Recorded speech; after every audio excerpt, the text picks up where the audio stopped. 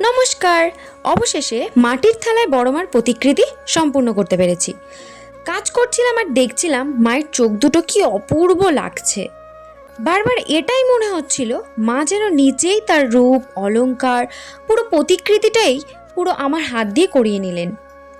আচ্ছা, এবার বলি কেন তখন বললাম যে যেমন তেমন করে আর যাই হোক বড় মার প্রতিকৃতি করা যায় না।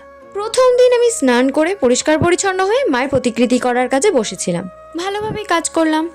দ্বিতীয় দিন কোনো কারণে কাজের চাপে সকালে স্নানটা হয়নি, তবুও ভালো কাপড় পরে কাজে বসেছিলাম। কিন্তু সেই দিন আমি দেখলাম কিছুতেই মায়ের প্রতিকৃতি করতে পারলাম না, এত বাধা পড়েছে। লাস্টে তো আমার স্ট্যান্ডটাই খারাপ হয়ে গেছিলো। পরে খুব মন খারাপ হচ্ছিল, মাকে বললাম, মা এত বাধা আসছে কেন বড় মায়ের প্রতিকৃতি করতে? মা বলছে তুই আজকে স্নান টান করে বসিস নি কাজে। আমি বললাম আচ্ছা ঠিক আছে, তাহলে পরের দিন দেখা যাক। তাই জন্যই পরে নতুন স্ট্যান্ড নিয়ে এসে পরিষ্কার পরিচ্ছন্ন কাজে বসেছিলাম। বিশ্বাস করো আর কোনো বাধা আসেনি, তারপর থেকে আমি ভালোভাবে কাজটাকে সম্পূর্ণ করে ফেলেছি।